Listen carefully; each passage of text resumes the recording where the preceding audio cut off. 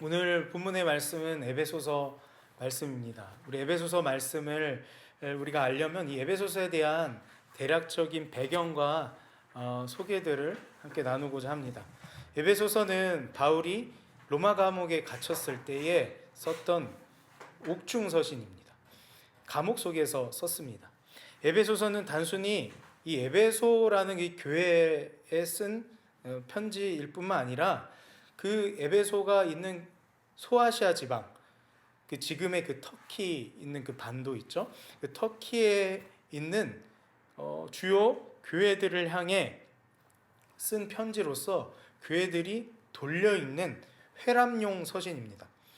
에베소 교회의 특정한 문제를 다루고 있지 않기 때문에 그 당시 어떤 교회든지요 보편적으로 이 서신의 내용을 적용할 수 있는 것을 확인할 수 있습니다. 그래서 이 에베소뿐만 아니라 주변에 돌려 읽을 수 있는 서신이었다라는 것입니다. 그래도 이 에베소에 대한 도시와 그 배경을 함께 알므로 그 당시의 교회와 그 시대상을 우리가 더 깊이 알 때에 하나님의 말씀을 더 깊이 알게 될 줄 믿습니다. 그 에베소라는 도시는요, 그 소아시아의 대표적인 도시였습니다. 교통과 상업의 중심지였고, 그래서 경제적으로 부유한 도시였습니다. 그리고 7대 불가 사이의 건축물에 해당하는 아데미 신전이 있는데 그 신전이 있을 만큼 아주 종교적 중심지였습니다. 경제적 중심지 또한 종교적 중심지였습니다. 사도행전에 따르면요, 이 에베소에 바울이 2차 전도행 때 잠깐 방문해요. 그리고 그곳에 브리스길라 아굴라 부부만 세워놓고 지나갔습니다. 그리고 3차 전도여행 때 약 3년간 에베소에서 목회합니다. 그때 있었던 일들이 사도행전의 에베소의 일들이 나타나는데 이런 일들이 있었습니다. 에베소에서 바울이 목회할 때 세례요한의 제자들이 있었습니다. 그 12명의 제자가 있는데 그들에게 성령의 충만함이 입혀지는 일들이 벌어집니다. 그리고 바울의 능력이 얼마나 대단한지 바울의 몸에 붙었던 수건 혹은 앞치마를 들고 가서요, 병자에게 그것을 덮으면 병자가 낫는 거예요. 이 수건을 들고 가서 귀신 들린 자에게 덮으면 귀신이 떠나가는 일이 발생합니다. 또한 그곳에서 우리가 알고 있는 두란노 서원 있죠. 우린 출판사로 알고 있는데 두란노 서원을 하고 있어서 그곳에서 하나님 나라를 전파하고 가르치는 일들을 하는데요. 그 가르침 속에서 하나님 나라의 확장이 일어납니다. 한마디로 믿는 자들이, 주님께 돌아오는 자들이, 수많은 사람들이 돌아와서요, 원래 그 우상 숭배의 중심지, 종교적 중심지였던 이 에베소에서 우상 숭배를 많은 사람들이 그치게 됩니다. 심지어 어떤 일들이 벌어지냐면요, 마술을 행하던 자가 그 마술책을 은 5만의 값어치나 되는 그 마술책을 모아다가 불태워버리는 정말 회개의 운동이 일어납니다.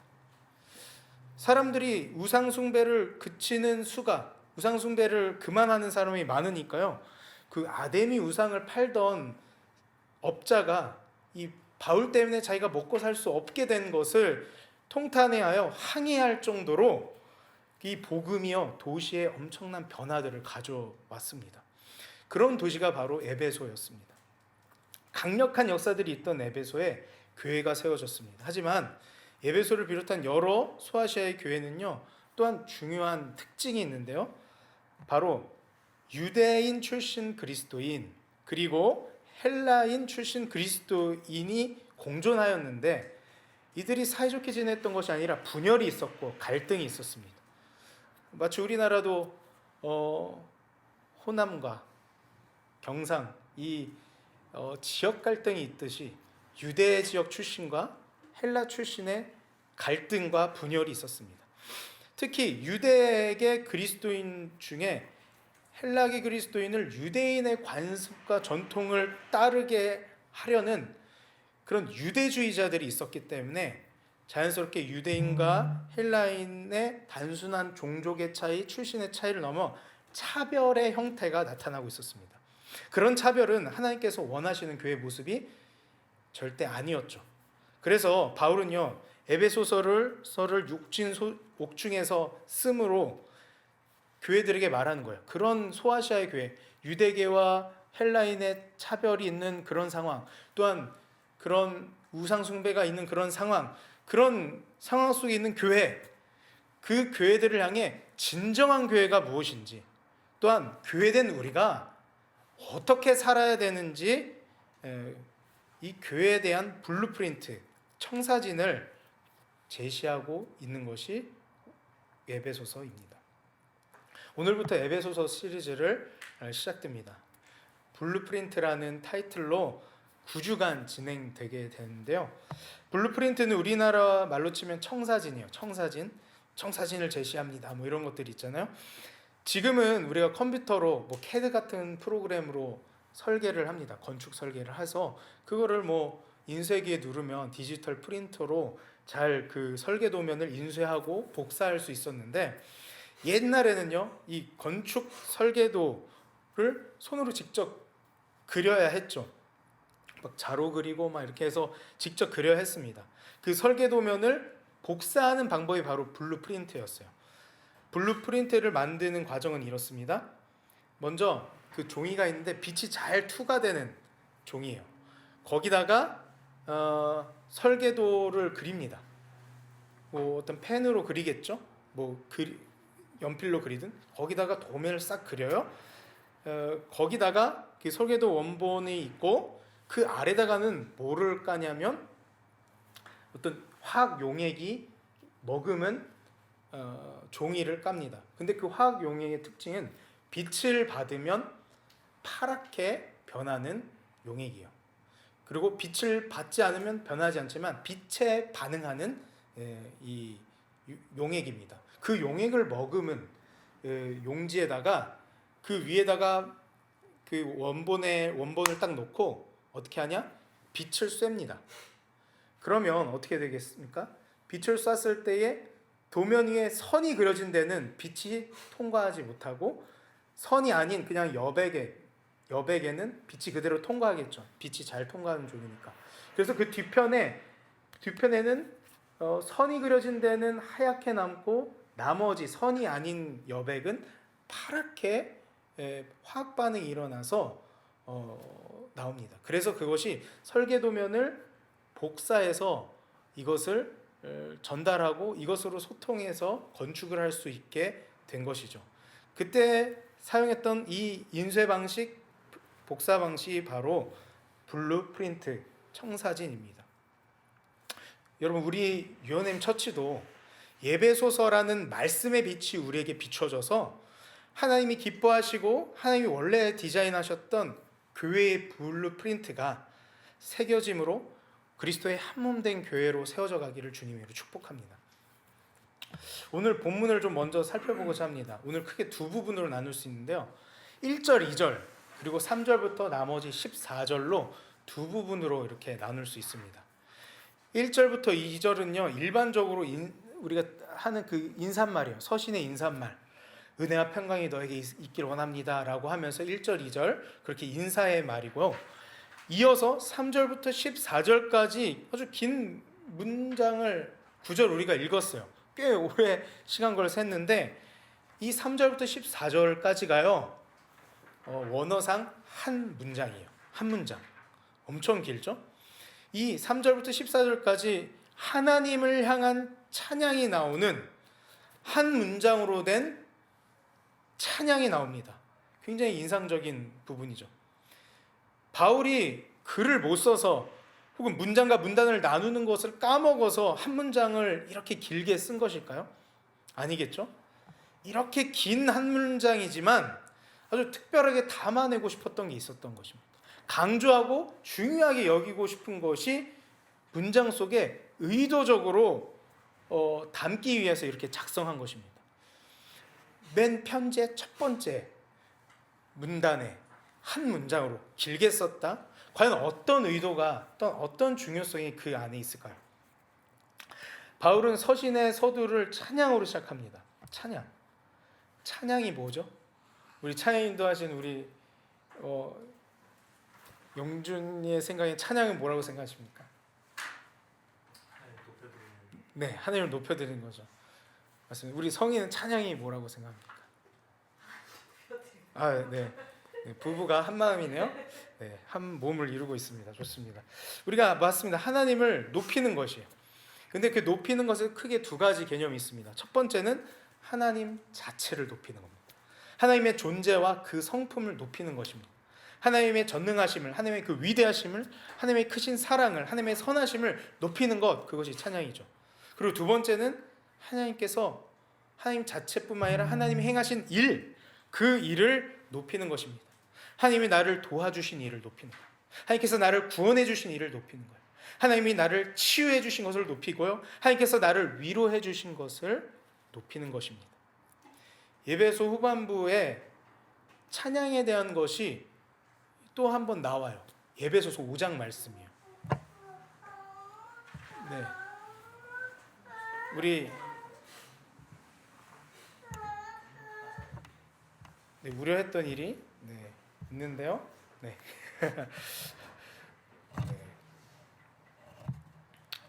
우리 말씀 함께 볼까요? 18절 19절 한번 같이 읽도록 하겠습니다. 시작. 술 취하지 말라. 이는 방탕한 것이니 오직 성령으로 충만함을 받으라. 시와 찬송과 신령한 노래들로 서로 화답하며 너희의 마음으로 주께 노래하며 찬송하며, 이렇게 나와 있습니다. 이게 보면 찬양에 대해서 19절에 보면 찬양에 대해서 나오는데 이것이 어떻게 연결되냐면 18절과 연결됩니다. 오직 성령으로 충만함을 받으라. 성령 충만함을 이야기하고 바로 나온 것이 시와 찬송과 신령한 노래를 하나님께 드리는 것을 말하고 있습니다. 따라서 찬양한다는 것은요, 성령 충만함의 증거입니다. 바울의 편지의 서두에 그냥 하나님을 찬양한 것이 아니에요. 성령 충만함으로 바울은 하나님을 찬양했던 것입니다. 특별히 여기에는 시와 찬송과 신령한 노래로 서로 화답하며 라고 되어 있어요. 시와 찬송과 신령한 노래로 서로 화답해라. 그러므로 공동체적으로 함께 찬송한 것이 나오고요, 마음으로 주께 노래하며 찬송하며, 마음으로 주께 노래하며 찬송한다는 것은 개인적으로, 마음으로, 개인적으로, 내적으로 찬송하는 것이 나와요. 공동체의 찬송과 개인적인 찬송이 두 개가 나옵니다. 이 공동체와 개인적으로든 하나님께 노래하는 것, 이것은 성령 충만함에서 나오는 것임을 바울은 서두에서 보이고 있습니다. 에베소에서 언급하고 있음을 볼 수 있습니다. 우리가 공동체적으로든 개인적으로는 찬양합니다. 그것은 성령 충만함의 증거이기 때문입니다. 그러므로 여러분, 성령 충만하십시오. 그래서 여러분의 찬양이 회복되기를 축복합니다. 여러분의 끊어지고 멈춰진 찬양이 성령 충만함을 받아 회복되기를 축복합니다. 공동체 안에서 주님을 더욱 노래합시다. 또한 개인의 예배로 더욱 주님을 노래하시기를 축복합니다. 그리고 UNM 처치가 성령으로 충만하여 신령한 노래로 주님을 찬양하는 공동체가 되기를 축복합니다. 바울은 에베소에서 찬양으로 시작합니다. 이 1장에서 찬양으로 시작하죠. 3절 말씀이에요. 찬송하리로다. 하나님 곧 우리 주 예수 그리스도의 아버지께서 그리스도 안에서 하늘에 속한 모든 신령한 복을 우리에게 주시되, 하나님께서 우리에게 행하신 일을 찬양하면서 시작하고 있어요. 3절에 찬송하리이다. 그리스도 아버지께서 그리스도 안에서 하늘에 속한 신령한 복을 우리에게 주셨습니다 라고 찬양하고 있습니다. 하나님께서 우리에게 신령한 복을 주신 이를 찬양합니다. 신령한 복이 뭘까요? 여기서 신령한 복에 해당하는 내용이 그 뒤편으로 쭉 나오는데요, 신령한 복 첫 번째는 바로 성부 하나님께서 우리를 택하시고 자녀가 되게 하셨다는 것입니다. 4절 5절 말씀입니다. 함께 읽도록 하겠습니다. 시작. 곧 창세전에 그리스도 안에서 우리를 택하사 우리로 사랑 안에서 그 앞에 거룩하고 흠이 없게 하시려고 그 기쁘신 뜻대로 우리를 예정하사 예수 그리스도로 말미암아 자기의 아들들이 되게 하셨으니 아멘. 하나님께서 우리를 택하셨습니다. 그리고 예수님으로 인해 자녀 삼아 주셨습니다. 여러분, 이 택하시고 자녀 삼으신 것의 의미는 무엇일까요? 우리가 하나님을 사랑하고요, 오늘 지금 이 시간 예배하고 있을 수 있는 것은 나의 선택, 나의 결단, 나의 노력 때문이 아니라는 것이에요. 내가 지금 이 시간 하나님 앞에 나올 수 있는 것은 나의 노력 때문이 아니라 창세 전부터 준비된 하나님의 주권, 그 주권적 은혜가 우리로 하여금 하나님을 알도록, 하나님을 사랑하도록 하셨다는 것입니다. 여러분, 하나님께서 다스리십니다. 하나님께서 우리를 자녀로 부르셨습니다. 이것이 우리에게 참된 복입니다. 또한 신령한 복 두 번째는요, 성자 하나님이신 예수님께서 우리의 죄를 사해 주셨다는 것이 복입니다. 7절 말씀입니다. 우리는 함께 읽겠습니다. 시작. 우리는 그리스도 안에서 그의 은혜의 풍성함을 따라 그의 피로 말미암아 속량 곧 죄사함을 받았느니라. 아멘. 죄의 노예였던 우리를 속량하셨습니다. 이것의 의미는 뭘까요? 죄인은요, 여러분, 심판받아야 돼요. 죄인은요, 멸망당해야 합니다. 죄인에게 하나님의 진노가 임해야 합니다. 하나님의 공의대로라면요, 하나님은 죄인을요 증오하고 경멸하셔야 마땅합니다. 그러나 죄의 노예에서 우리를 속량하셨다? 이것은 무슨 의미겠습니까? 하나님은 그 죄인인 우리를 사랑하신다는 의미입니다. 은혜와 예수님의 피가 우리의 죄의 사슬을 끊었습니다. 이제 우리는 하나님의 진노의 대상이 아니라 사랑의 대상임을 십자가로 확증하셨습니다. 예수께서 우리를 건지셨습니다. 죄에서 건지셨습니다. 예수께서 우리를 너무나도 사랑하십니다. 이것이 우리의 참된 복입니다. 또한 신령한 복 세 번째는 성령 하나님께서 우리를 인치셨다는 것입니다. 13절 14절입니다. 그 안에서 너희도 진리의 말씀 곧 너희의 구원의 복음을 듣고 그 안에서 또한 믿어 약속의 성령으로 인치심을 받았으니 이는 우리의 기업의 보증이 되사 그 얻으신 것을 속량하시고 그의 영광을 찬송하게 하려 하심이라. 아멘. 약속의 성령으로 인치셨습니다. 우리가 인치심을 받은 존재라고 얘기하고 있습니다. 이것은 무엇일까요? 인치다. 그러니까 우리가 실한다고 하죠. 봉인한다. 그 인을 칩니다. 이렇게 막 그 고무 같은 걸 녹여가지고 그거를 딱 도장으로 찍어서 밀봉시키죠. 근데 인친 것은 두 가지 의미인데 첫 번째 의미는 소유권을 나타내는 말입니다. 이거 내 거야 라고 인을 침으로 표시한 거예요. 그리고 두 번째는 인치는 것은 보증을 나타냅니다. 약속을 이룰 것을 보증하는 거예요. 인침으로 또한 보증하는 것은 보호하심과 인도하심을 보증하는 것이. 따라서 성령님으로 인해 우리의 인생이 놀랍고 아름다우신 하나님의 소유가 되었다는 의미예요.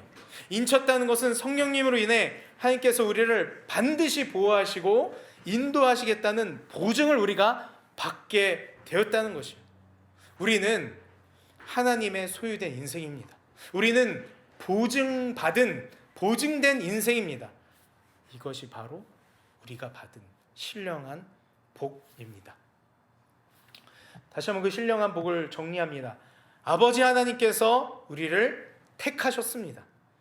예수님께서 우리의 죄를 사하셨습니다. 성령 하나님께서 우리를 인치셨습니다. 삼위 하나님이 한 하나님으로서 우리의 행하신 일들 너무 놀랍지 않습니까?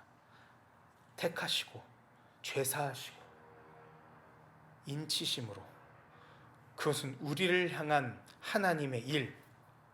바울은요, 하나님께서 우리에게 행하신 일을 이렇게 찬양하고 있는 것이에요. 삼위의 하나님께서 우리를 구원하신 일을 찬양합니다. 하나님께서 우리에게 구원을 주시기 위해 행하신 일은 다른 말로 말하면 우리가 너무나도 알고 있는 기쁜 소식, 복음인 것이죠. 복음은요, 하나님께서 우리에게 행하신 일입니다. 바울은 에베소서 서두에 신령한 복을 주신 하나님을 찬양함으로 바로 복음을 찬양한 것입니다. 복음을 노래하고 있는 것입니다. 길고도 긴 한 문장으로 쉼없이 찬양하고 있는 것은 나를 구원하신 그 하나님의 놀라운 일, 그 복음을 선포하고 있는 것이죠. 그렇다면 여러분, 왜 바울은 소아시아 교회들이 돌려보면서 읽게 할 이 서신서에 복음을 찬양함으로 시작했을까요?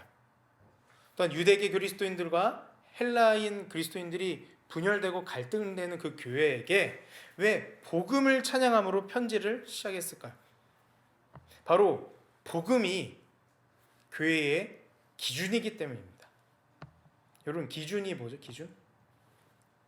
여러분, 기준을 가장 먼저 경험한 건 아마 초등학교 때 체육 시간일 겁니다. 이 앞에 있는 용준이 기준 하면 기준! 그 다음에 이렇게 말하죠. 양팔 간격 좌우로 나란히 하고 와 해서 가서 딱 하죠. 그래서 이렇게 한 다음에 뭐 국민 체조를 하든 뭐 스트레칭을 하든 뭘 이렇게 하든 기준을 한 명을 딱 정해놓고 그 앞에 있는 한 사람, 그 전체를 기준 아닙니다. 딱 한 사람 정해놓고 쫙 정렬을 시킵니다. 기준인 친구는 움직이지 않죠. 그 자리에 고정해 있습니다. 기준인 친구를 기준으로 양팔로 벌려 서로 간의 공간을 확보하고 전체가 그 한 사람의 기준 때문에 정렬되게 됩니다. 여러분, 사람이 이렇게 모여 있으면요 막 흐트러지죠. 그래서 가만히 두면 엉망이 됩니다. 질서가 엉망이 됩니다. 그러나 처음에 기준만 바로 세워준다면요, 그 기준을 따라 공동체가 아주 이쁘게 정렬을 갖추게 되는데, 이처럼 교회 공동체도 마찬가지. 사람이 모여요. 사람이 이렇게 몇 명만 있어도요, 시간이 지나다 보면 이런저런 일들이 발생합니다.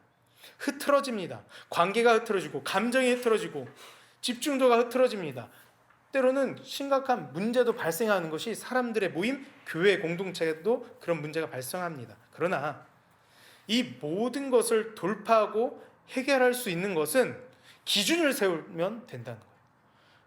바로 복음을 기준으로 삶을 잡을 때 돌파할 수 있게 되는 것입니다.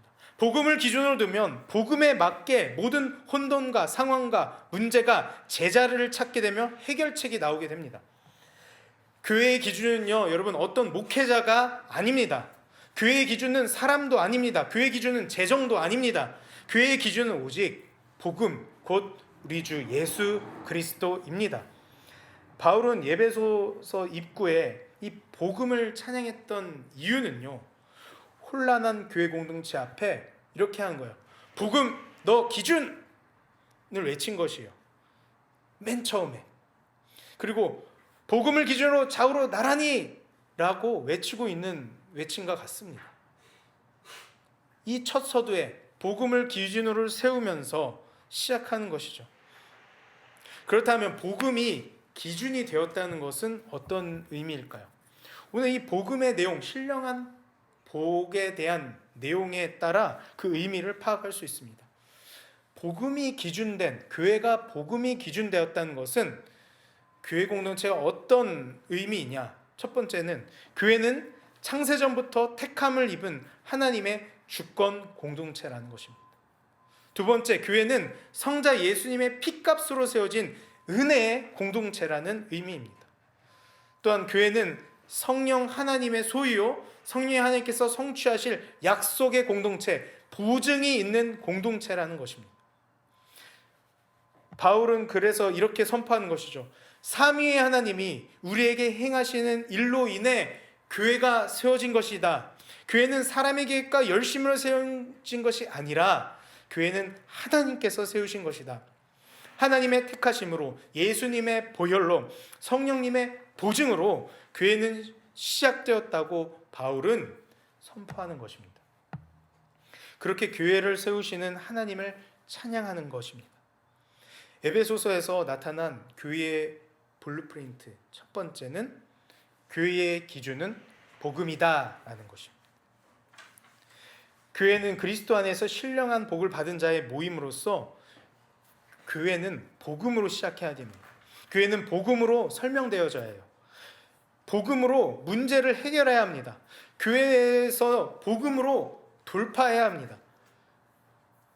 복음이 교회의 기원이요, 복음이 교회의 기준이기 때문에 교회에 어떤 사람이 와도요, 어떤 수준의 사람이 와도요, 또한 어떤 문제가 발생하더라도요, 어떤 상황 속에 어려운 고난에 닥쳐서 흔들고 요동할지라도 하나님께서 행하신 일, 그 복음은 변화없고 늘 그 자리에 기준으로 있으니 그런 상황 속에서 복음을 붙들면 능히 이기게 됩니다. 복음을 붙들면 우리는 안전하게 됩니다. 복음을 붙들면 교회는 다시 교회가 되게 됩니다. 교회 공동체만을 위한 메시지가 아닙니다. 교회된 우리 인생에 대한 메시지이기도 합니다. 여러분, 우리 인생은요, 신령한 복을 받았다는 의미예요. 교회된 우리는 이 신령한 복을 받은 자입니다. 우리는 복이 없어서 복을 구걸하는 존재가 아니에요. 하나님 복 주세요, 복 주세요. 하나님 이 복 좀 주세요라고 하는 존재가 아니에요. 우리는 이미 충분한 복을 받았습니다. 충분한 사랑을 받은 존재라는 것입니다. 그것이 우리의 기준, 우리 인생의 관점, 우리의 방향성이 되어야 합니다. 우리 창세기 1장 28절 말씀 함께 보도록 하겠습니다. 함께 읽겠습니다. 시작. 하나님이 그들에게 복을 주시며 하나님이 그들에게 이르시되 생육하고 번성하여 땅에 충만하라, 땅을 정복하라, 바다의 물고기와 하늘의 새와 땅에 움직이는 모든 생물을 다스리라 하시니라. 아멘. 하나님은 우리를 지으시고 처음에 뭐 했다고요? 하나님이 그들에게 복을 주시며, 처음에 복 받은 존재로 창조하셨어요. 번성과 충만의 복이 예정하셨죠? 충만하라, 번성하라, 그리고 다스려라, 정복하라, 다스림의 권세라는 복을 우리에게 주셨습니다. 근데 하나님의 주권으로 우리에게 복을 주셨는데 우리는 그 하나님의 주권을 찬탈해 버렸습니다. 내가 내 스스로 복을 사용하고 복을 만들어 보려고 하나님의 자리에 올라 버렸습니다. 그것은 내가 하나님의 자리로 내가 올라가면 내가 하나님처럼 올라가겠지 아니었습니다. 그건 큰 착각이었습니다. 오히려 올라가려고 했을 때에 죄와 사망으로 추락하는 결과를 맞이하게 됩니다. 다시 말해 하나님께서 선사하신 그 아름다운 복을요, 몽땅 잃어버린 존재가 되었습니다. 우리는. 그러나 하나님은 우리에게 원래 주어진 그 복을 회복하기를 작정하십니다. 복을 상실한 죽음의 사람이 아니라 우리가 복을 회복한 복음의 사람으로 거듭나기를 원하시고 그렇게 하시기로 결정하십니다. 그러기 위해서 바로 복음 대신 하나님의 아들 예수님을 우리에게 보내셨습니다. 그 예수님이 우리를 위해 십자가에서 피 흘려 죽으셨습니다. 예수님께서 우리의 모든 추악한 죄를 끌고 가셨고, 우리의 죄를 끌고 가셨고, 예수님은 예수님 안에는 복을 우리에게 전가하셨습니다. 예수님으로 인해 우리는 태초에 우리가 누렸던, 받았던 복을 회복하게 된 것이죠. 예수님께서 우리를 살리시고 복을 주셨습니다. 그 신령한 복이 우리 안에 충만하게 되었습니다. 그 신령한 복, 우리를 택하시고 죄사하시며 인치심으로 보호하시는 그 놀라운 복이 우리 안에 있게 되었습니다. 할렐루야. 사랑하는 유언네이머 여러분, 여러분은 신령한 복 받은 자들입니다. 하지만 혹시 흔들리고 요동치며 혼란한 가운데 있으십니까? 마치 복 받지 않은 사람처럼 말이죠. 여러분의 인생을 스스로 어떻게 바라보고 계십니까? 어떤 기준으로 여러분의 인생을 평가하고 바라보고 계시냐고, 어떤 생각으로 바라보고 계십니까? 만약에요, 우리의 인생을 바라볼 때 소유의 기준으로 내 인생을 바라보고 있다면, 혹은 내가 가진 능력을 기준으로 내 인생을 바라보고 있다면요, 소유가 많든 적든 능력이 많든 적든 기준을 그런 것에 둔다면 반드시 불행할 것입니다. 왜냐하면 그것은 변할 뿐더러 그것은 완전히 우리 인생을요 만족하게 하지 못하게 하기 때문입니다. 우리 인생을 채우지 못하기 때문입니다. 따라서 우리는 그러한 기준이 아니라 복음의 기준으로 인생을 바라봅시다. 복음을 다시 기준 삼읍시다. 신령한 복을 하나님이 주셨다는 기쁜 소식을 우리가 좀 기억하십시다. 우리는 때로는 흔들리고 넘어지고 부족하지만요, 우리의 인생은 택함받은 존귀한 인생입니다. 우리의 인생은 핏값으로 은혜 받은 사람, 사랑받은 인생입니다. 우리의 인생은 인치심으로 하나님의 보호하심이 보증된 인생입니다. 이것이 우리의 기준이요 진리입니다. 우리를 택하시고 부르신 하나님께서, 우리를 구원하신 예수님께서, 우리와 함께 하시는 성령님께서 우리의 인생을 돌보실 것입니다. 우리의 인생을 인도하실 것입니다. 우리의 인생을 보호하실 것입니다. 그러므로 그 신령한 복을 주신 주님을 찬송합시다. 그러므로 찬양합시다. 그 신령한 복을 주신 하나님, 그 복음을 노래하는 여러분 되기를 주님을 축복합니다. 여러분, 그 노래가 회복되기를 축복합니다. 그냥 주일에 이 예배 시간이니까 드리는 찬양, 그냥 기도 시간이니까 드리는 찬양이 아니라 정말 신령한 복 때문에 여운에서 노래가 터져 나오는 것이에요. 그런 찬송이 여러분의 회복되기를 축복합니다. 성령 충만함의 증거인 신령한 노래가 여러분 인생 가운데 회복되기를 축복합니다. 또한 가정의 기준을 복음으로 둡시다. 우리의 가정은 하나님의 주권 아래 있음을 선포하십시다. 가정을 택하시고 거룩하게 하시며 보호하시고 지키시는 분이 바로 하나님이심을 찬양하는 가정이 되기를 주님으로 축복합니다. 또한 남편은 아내를, 아내는 남편을 서로의 연약함을 보는 그 기준으로 바라보는 것이 아니라 서로 안에 있는 그 복음, 저 사람에도 복음이 있지, 예수 그리스도가 있지, 그 기준으로 서로를 바라보게 되어 신령한 복을 함께 누리는 기쁨, 그 충만한 관계가 되기를 축복합니다. 그리고 우리 자녀들에게 무엇보다도 이 신령한 복이 우리의 진정한 복임을 철저하게 가르치십시다. 딸아, 너는 택함 받은 자야. 너는 하나님의 자녀야. 아들아, 예수님을 믿을 때 너는 더 이상 죄의 종노릇 하지 않아도 돼요. 너에게 진정한 자유가 예수님의 보혈과 그 십자가에 있어. 딸아, 너를 향한 약속을 성령께서 반드시 이루실 것이야. 너는 하나님의 것이니 하나님께서 책임지시고 보호하실 거야. 너를 보증하셔. 여러분, 이렇게 자녀들에게 가르치시는 여러분이 되길 축복합니다. 그 복을 자녀들에게 선포하고 전수하는 양육자들 되시기를 축복합니다. 사랑하는 유언네이머 여러분, 또한 우리의 교회의 기준은 다시 이 말씀처럼 복음임을 선포합니다. 우리 교회의 기준과 중심은 목회자도 아니요, 돈도 아니요, 성도의 숫자도 아닙니다. 우리 안에 복음에 대한 기쁨, 복음의 능력에 대한 신뢰, 복음 안에서의 자유가 유언네임 처치의 기준이 되어야 될 줄 믿습니다. 유언네임 처치의 열매가 이런 것이어야 될 줄 믿습니다. 복음이 기준이 될 때 복음의 생명이 넘치게 되어 그 누가 와도 이 교회 가운데 그 어떤 일을 한다 해도, 어떤 상황이 닥쳐도 반드시 하나님의 주권이, 하나님의 보호하심이 우리를 인도하실 것이고, 에베소 도시가 성령의 역사와 기적이 일어나서 우상을 버리는 회개 운동이 일어나 도시가 변화했듯이 유엔엠 처치를 통해 이 땅의 회심과 치유가 일어나서 신령한 복을 사모한 자들이 일어나 함께 신령한 노래를 하나님께 부르는 일들이 있기를 소망합니다. 그래서 온 도시가 이 교회를 통해 변혁되는 일들이 있기를 주님의 이름으로 축원합니다.